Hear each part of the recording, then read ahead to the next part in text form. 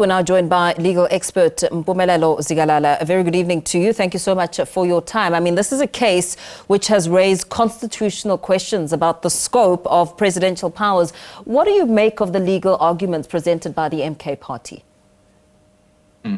Well, they were very good in terms of highlighting the accountability aspect that is requested or which is required from the side of the president, which basically says, Mr. President, you have all these powers that are at your disposal, but what you must note is that when you exercise them, there must be some rationality which is going to be behind it.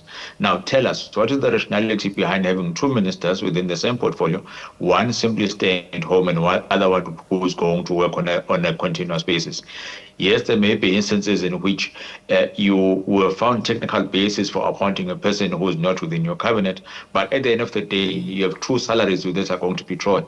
You have explained that to us. Please go into a full explanation, but most importantly, you want to find out the rationality, which is what I think the court is also going to look at when making a decision. How persuasive is the MK party's argument that the decision was invalid because there's nothing in the constitution that authorizes the presidents to place a minister on leave of absence? And on the other hand, we do know that President Cyril Ramaphosa's council has acknowledged that his powers don't include placing ministers on leave. What does that now tell us about sections of the constitution and how this will pan out? When the court is making a decision, it is going to look and say, what does the law says? Now, you must separate the semantics of going to a press conference and telling members of the public what's going to happen and what's actually going to happen when the person comes into the cabinet and they're appointed. So if at the time of coming into the cabinet, as the president has stated, I'm going to bring you in within the cabinet and then after that assign these powers, which is something which is applicable to me, then in terms of technical compliance, then the tick box exercise has been done.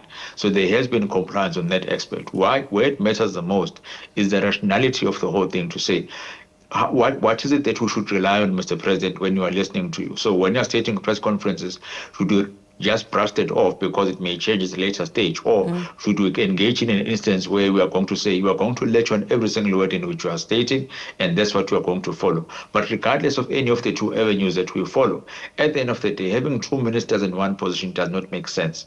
But most importantly, it does not make rational sense as to how you arrive at the decision. So on that basis, it must be then taken aback. So let's separate the unlawfulness of your conduct into these following sections. You choosing a person outside cabinet, that's a tick, is fine, you can do that. You assigning two individuals in one ministry and one person simply staying at home and providing the reasons that you've done now, maybe the court will come to a decision to say that on that particular act, you have done that in a bad manner. Mr. President, go back and think again. Ramaphosa has claimed that it's good governance to take Minister Mchunu out to avoid him interfering with witnesses. I mean, how much water will that hold? Not necessarily. Remember that if you're appointed as a minister as a deployment position, you're simply there on a strategic basis. It's not like an employer and employee relationship, which is something that was emphasized in this case and was considered by both parties. So you're not going to treat it the same. So there's no allegiance or there's no promise that was made to Mr. Mchunu when he got into parliament or into the ministry that he's going to be there for a very long time or up until his term ends. So he does understand that he serves at the behest of the president, and that behest is fueled by, are you still fit for purpose? Can you still provide the type of services in which you want me to expect from you? As he has done in the deputy minister, I think, in the Department of Trade and Industry.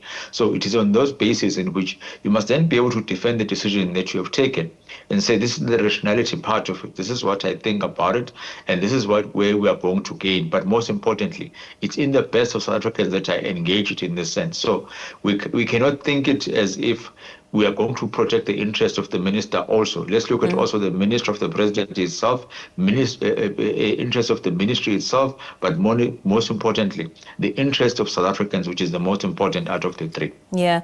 What would you say are some of the prospects of success, if any, in the MK party's contention that the president's decision to establish the Judicial Commission of Inquiry was irrational because it's headed by a judge who would have to investigate the claims of what they say is judicial capture? Even though it does sort of create an insinuation that there won't be any proper assessment of what is taking place, but it's very difficult to assess at this early stage. Now, we don't know from the terms of references, it's not clear as to the extent of the interference and how it's going to be. You may find that after the 3 months in which the president has broken it down into two parts. Part one, go and do your preliminary investigation, then come back to me. The commission may come back and say, the JSC can be able to look at these complaints, go and allow the JSC to do that. So to preempt it is going to fail, or to preempt it is going to be infiltrated through biasness, is something that I don't think the court would want to rely on.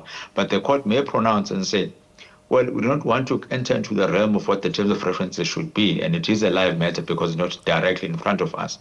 But, Mr. President, on the next occasion, please make sure that you are clear and to say, why aren't you using the same institutions that are there or the same tools that are available to you, and you simply want to gravitate towards the point of creating a judicial commission of inquiry?